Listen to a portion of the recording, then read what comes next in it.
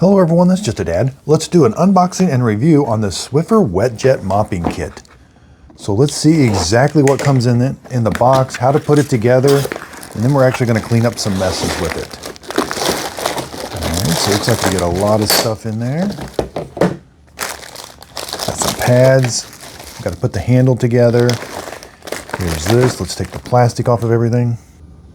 Okay, so it looks like the solution comes installed already. This looks like it's very loose. We got to see if we got to get that. Let's take the solution out. Let's read the directions. Okay, yeah, so be sure and take the solution out. There's a piece of cardboard here. We got to take this piece of cardboard out.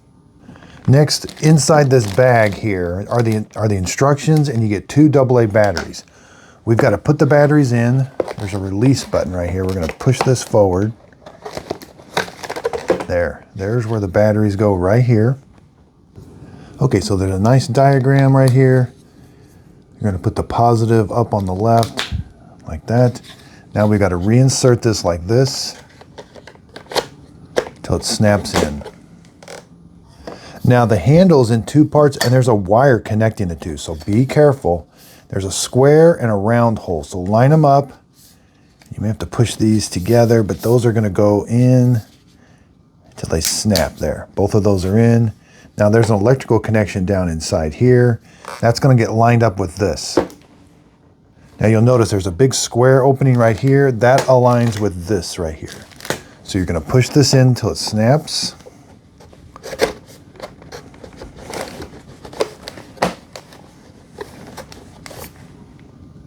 Okay, so I retook the battery thing off. You may have, that should go straight down. There's a circle right here. There. Push it straight down. That was a little tricky. Now it's installed. Now I can put the battery compartment back in.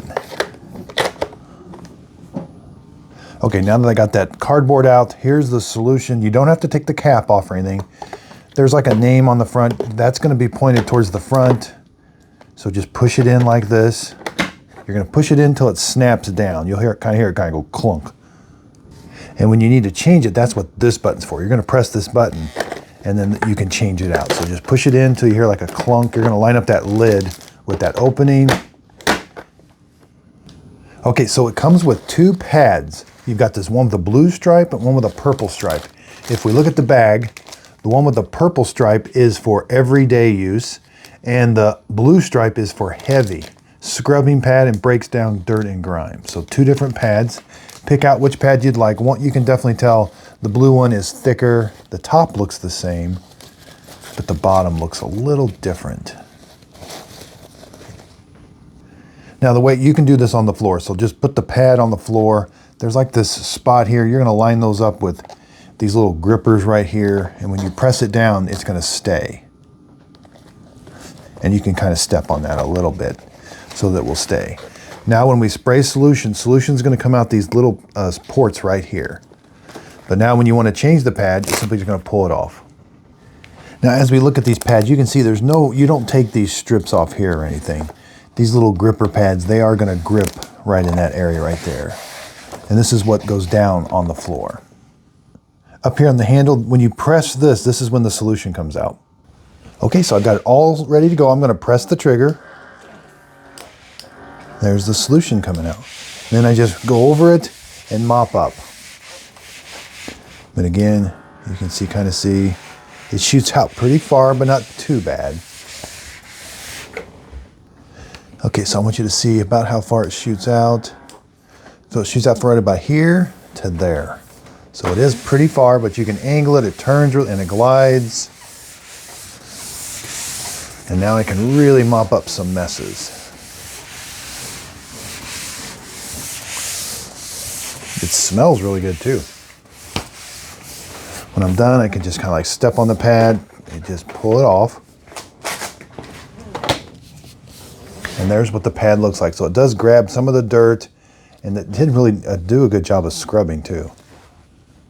Now to store it, it does sit up against a wall, but probably the best thing to do is put it on a hook. And so from the ground to the hook is exactly 4 feet. And the cleaning head right here is about 10 and a half inches. but the pads themselves looks like there's about 11.5 inches. And then the way this works, there's it's going to pierce the top of this when you take this out. So it doesn't, so even if this still has solution in it, I can take it out. You can see it pierces 2 little holes in there, or maybe just 1. But to put it back in, just kind of push it in, find it. There. And these are called the Swiffer WetJet. So I hope this video helps. Thanks everybody for watching.